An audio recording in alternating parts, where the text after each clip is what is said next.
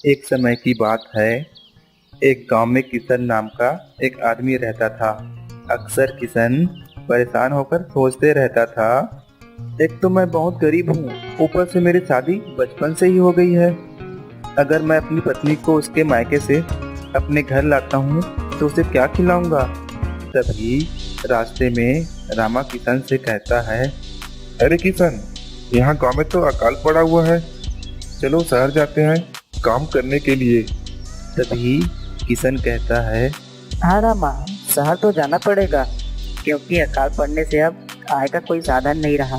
तभी रामा और किशन शहर जाकर सेठ जी से, सेठ जी, हमारे गांव में अकाल पड़ा हुआ है, कुछ काम हो तो बताइए, हम लोग काम की तलाश में शहर आए हैं। देखो भाई, मुझे काम करने वालों हमाल की जरूरत है, क्या तुम लोग कर पाओगे? तभी किशन और रामा कहता है, हाँ सेठ जी, हम लोग तैयार हैं। तभी कुछ महीनों बाद गांव से खबर आती है कि गांव से अकाल समाप्त हो गया है। किशन रामा से कहता है, रामा, सुनने में आया कि अकाल समाप्त हो गई है, अब गांव की ओर चलते हैं। हाँ किशन, चलो वापस गांव चलते हैं। गांव की ओर जाते हुए रास्ते में दोनों को एक भैंस दिखाई देती है। अरे किशन देखो, यह भैंस कितनी कमजोर हो गई है, लगता है यह बीमार है। हाँ रामा, तुम सही कह रहे हो, लगता तो है यह भैंस बीमार है। तभी रामा किशन से कहता है, किशन, तुम इस भैंस को अपने घर ले जाओ और इसकी अच्छी तरह से देख रेख करना। हाँ रामा, क्यों नहीं, मैं इस भैंस की बिल्कुल अच्छी तरह देख रेख करूंगा। तभी किशन उस भैंस को अपने घर ले जाता है और उसकी अच्छी तरह देख रेख करता है, समय समय पर चारा घास देते रहता है। तभी किशन भैंस की ओर देखते हुए कहता है, लगता है यह भैंस पूरी तरह से स्वस्थ हो गई है, लगता है यह गर्भ से भी है।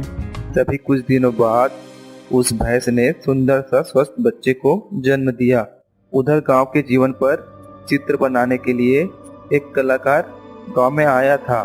वह चित्रकार किशन के पास आकर बोलता है, किशन भाई, मुझे पेंटिंग बनाने के लिए तुम्हारे बछड़े की दुम की बाल दे सकते हो क्या?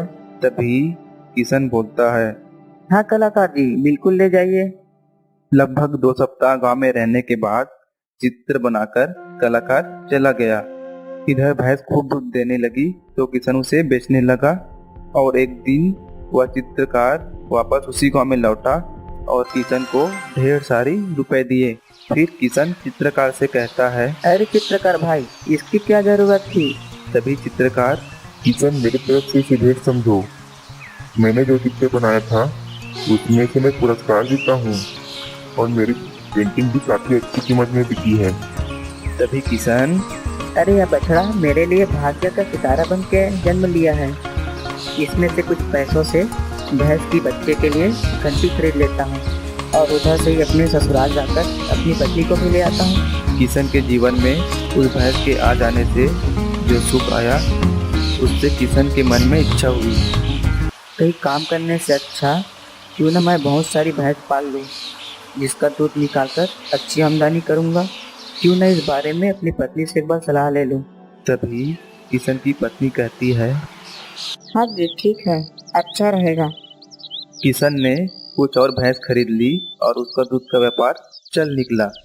किशन ने अपने भैंस के बच्चे के गले में घंटी बांधी थी तो उसी समूह के एक भैंस के बच्चे ने उस घंटीधारी बच्चे को पूछा, भैया, तुम हमसे दूर दूर क्यों रहते हो? तो घंटीधारी भैंस के बच्चे ने बोला, मैं मालिक का खास हूँ, तुम लोग साधारण हो, इसीलिए मैं अपना मान नहीं खोना चाहता। उसी क्षेत्र के वन में एक शेर रहता था। शेर ऊंचे पहाड़ पर चढ़कर देखता रहता था। अरे, यह भैंस का बच्चा समूह से अलग है, यही अच्छा मौका है शिकार करने का। फिर शेर ने उस घंटीधारी भैंस के बच्चे पर हमला किया और अपना शिकार बना लिया।